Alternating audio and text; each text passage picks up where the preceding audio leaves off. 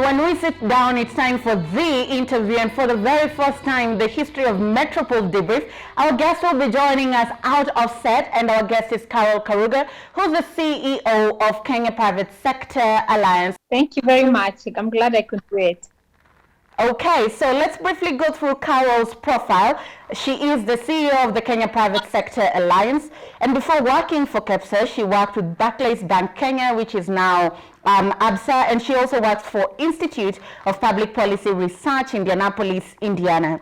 Carole has a master's degree in public administration and international affairs from Bowling Green State University in the United States of America.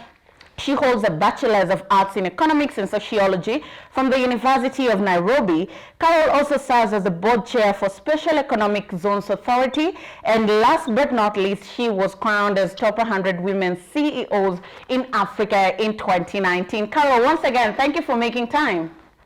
Thank you so much. Great. Now, in the wake of COVID-19 in the country, the whole world is feeling the pinch. But I want you to paint a visual picture for our viewer who's listening in or watching today. What kind of disruption has COVID-19 caused in the private sector since we reported our first case in the country? It has had mixed, I'd call it a mixed bag, because we've seen really industries take a hit. But we've also seen some of the industries innovate and move into the health essentials. And those who had been producing health essentials produce more. We've also seen the IT sector grow differently. As you can see, we're using Zoom. Almost everyone is online. So the IT sector has been growing. We've also seen more demand for fresh produce, not only for the local market, but also for the Middle East and Europe. Yet at the same time, we've seen our flower industry really take a hit, even as a bit of online sales go up. So it's been a very mixed bag of things. I mean, you've seen the airlines, the tourism sector really take a hit, and anything and manufacturing that is not in the essential goods. So industries are facing a very interesting time, but generally everyone has felt the heat. So whether it's government or private sector and around the world. Just to take a minute and talk about some of these industries that have taken a hit. Horticulture, for example, airlines, as you've mentioned, hospitality and transport. What kind of hit are we talking about? We've seen it's the demand. There's less demand. People are only going for essentials now, health and food. So anything that can wait has to wait. And so anyone is not around food and not around health has had to really take the hit in terms of there's no demand for the products or the services, or anyone who is not services. What challenge does this pose? Because it's very interesting. When there's no demand for your service, you take a back seat. But what are some of the dangers or some of the economic ramifications that come from other sectors taking a back seat during this time? I'd say there are two types. The ones that have had have not seen demand. Some of them have renovated and started producing either what is needed right now, or found ways to sell their goods. So we are seeing a lot of e-commerce growing, so that restaurants, while they are closed, they're still able to sell using the e-commerce channels, and also other goods that are not maybe because people are not going to the shops, but they can buy online. So we're starting to see innovations coming up, but there are those industries that are not quick to innovate, and those are going to take a time to come back. Some may, when I look at the future, I think we have a scenario where we may see some industries completely go off the scene. Some may go off for a season and come back, or at the same time, we're going to see very, very innovative companies coming up. So there'll be a new world. I think the world will look very different from what we are seeing to what we've known for a long time. What does job losses and financial losses look like right now in the private sector? The private sector in Kenya is really, really trying hard not to have massive job losses like we've seen in other countries. Of course, it's tough, and so they're trying to work on different models. I think there's been a lot of labor negotiations so that people can take leave, unpaid leave, or just 50-50 sharing between the company and the employees. We've had discussions with the union so that there are no the usual yearly increments. Of course, private sector is also looking at other ways that government can cushion economic stimulus. We may not have the big stimulus that other countries like the US and European countries have given their own private sector, but I think our own government is also trying to look at what does economic stimulus look like right now. And also because we are also looking at different types of companies, because there's no one economic stimulus that fits all. There's that will work for the big companies. There are those that will work for the small and medium. There are those that will work for the informal sector. So you have to balance that. You mentioned the economic stimulus, so I wanted to briefly talk about it. The president offered tax relief from 3% to 1%. Is this a sigh of relief, or what more would you have wanted to see being done? When it comes to the SMEs, I think for the turnover tax, our proposal was to just go from 3 to 0 because it was a new tax that was beginning. So I don't think government had started relying on that as a source of revenue. So in this period, that would have been our best proposal. But we are glad that at least they still agreed to move 3 to 1. There's the payee and there's the VAT reductions. Those are all good. But some of them have to wait for Parliament to be passed through. And so that is a challenge for us right now because as we wait for Parliament. And so we are looking at other economic stimulus that don't need Parliament approval and see what can be done. We proposed for an SME fund, and what we're going to be looking at, where does that fund sit that is more accessible for SMEs? Would the banks be best? Maybe not. There be ICDC, place where we can really put this fund. But at the same time, how does that fund get dispensed? Because do you give a blanket amount to everyone? Do you target different sectors of SMEs? Because sometimes when we talk about SMEs, we forget there are SMEs in manufacturing, SMEs in tourism, SMEs in agriculture, SMEs in ICT. They are in all sectors. So we have to be very careful on who we target when. There's also the issue of pending bills. The president directed that 10 billion shillings in pending bills be pumped into the market. To what extent will this money go in helping some of these SMEs stay afloat? Pending bills, I think it's a very, very good move because I think that will really cushion a lot of big companies, but also SMEs. I think there are two things. There's a VAT refunds that will be good for big companies, and because big companies have two roles. When you pay back the VAT refunds, it doesn't only cushion them to keep their employees, it also cushions them on their value chains. And a lot of these big companies don't work with the SMEs on the value chain, so that will cushion them to continue to work with the SMEs. But the pending bills, a lot of that money will go directly to the SMEs. So we really look forward to that coming through. We also saw the Central Bank of Kenya lower its central bank lending rate from 8.25 to 7.25. In this critical time, why is it important for the private sector to have access to affordable financing? Yes, I think that if there's anything right now for anyone, it's affordable finance because there's no money. You're not selling as much as you did sell, whether goods or services. So if you need to continue existing or continue to grow, or renovate and move into new products, it's important that we have affordable credit. And so we're looking into the banks to make sure that they can pass this to the small businesses and all businesses. I think all businesses are looking to affordable credit right now because sales are definitely low unless you're in the health services and or in the food market. And like when you talk about sales also, one of the other major contributing factors to lower sales is the fact that the global supply chain has been halted by over 30%. When we see that break in that supply-demand chain, what does the situation look like when we cannot import goods into the country and we are mostly an importing country? A good opportunity to grow our local production. I think a lot of our capacity was idle, and also we were not seeing a lot of innovation because there was cheap imports. So I think what this does, as much as that it hurts at the beginning, it's a very good opportunity for us to really stimulate our local production and move to import substitution, where we can produce not only our market, but also for the export market. I think we're starting to see that with the fresh produce. There's less coming into the country as manufactured goods because there's no demand for anything that is not essential right now.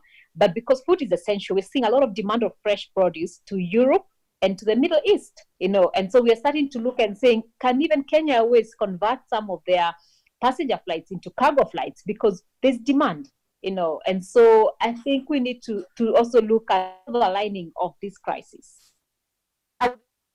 Alternative markets, but still staying with manufacturing, what are some of those goods that we've been importing that now, because of that breakdown, we see an opportunity to manufacture them locally?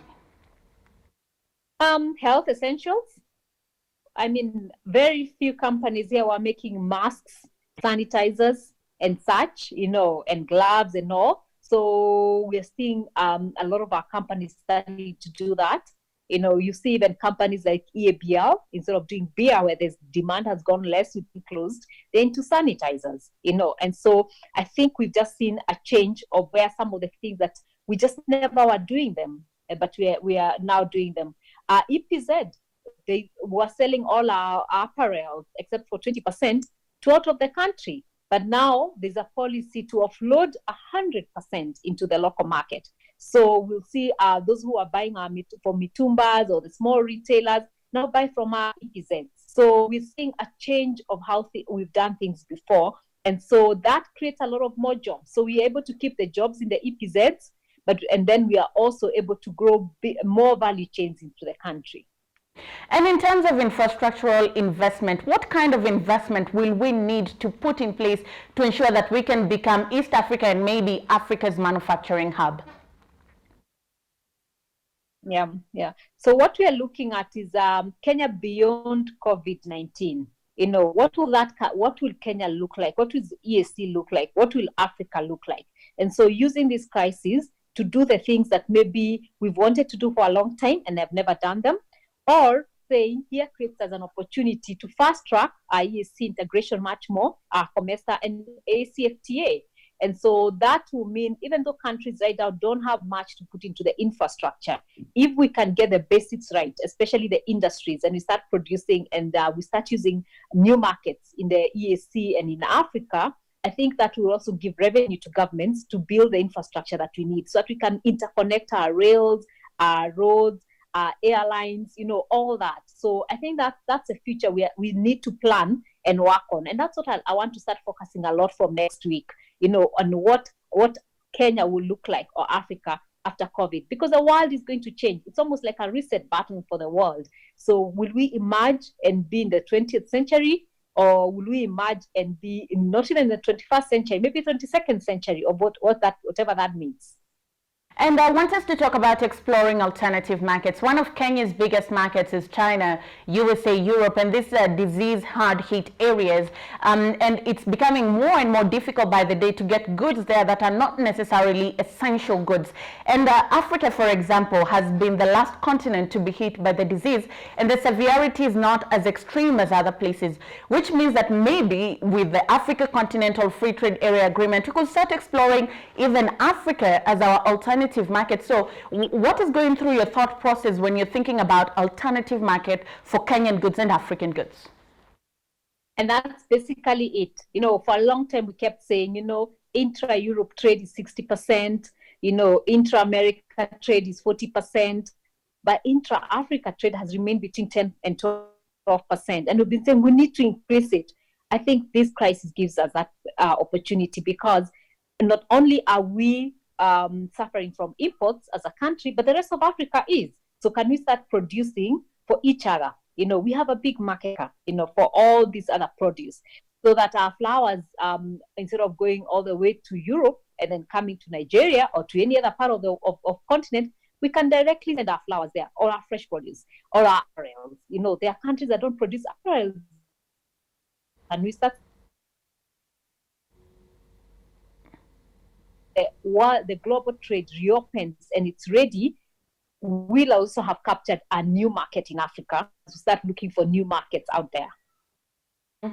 Okay, so I want you to talk to that common mwananchi, because most of these people work in the informal sector and their day-to-day livelihood is extremely threatened.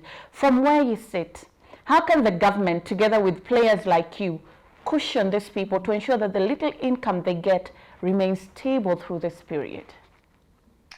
So that's actually a good question, because that's exactly what we are discussing right now.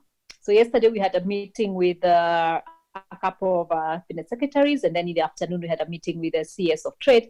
And what we agreed is that how do we, as we're discussing jobs. Jobs are different for the big corporates. Jobs are different for the SMEs, and jobs are different for the informal sector.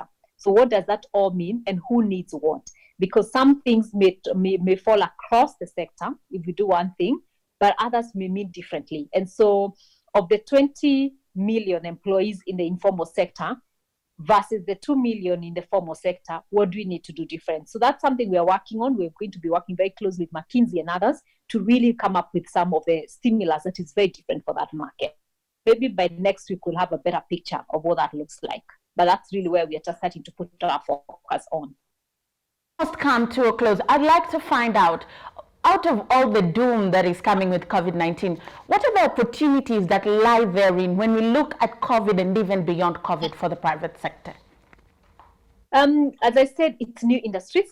We're looking at very new industries. And as I mentioned earlier, is that I think what COVID will do, some of the current industries may die and never come back alive. Some may die for a season and then come back. Others are renovating and will swim through the COVID. But then there's a fourth group that will arise, new, totally different sectors of the economy that we've never seen, or new businesses. And this cuts across. We've started seeing the informal sector moving into masks, into other innovative ways to deal with the COVID. We're starting to see other companies doing the same. So I think we're starting to see a change of innovations, and that this country is facing and saying, in the absence of see people becoming innovative, because we're not caught up in our minds with politics, where we're seeing young people starting to come up with that. I mean, our own Camry coming up with a test kit for 15 minutes. Our young people who are starting to think of a modular ventilator. These are things that would not have happened before.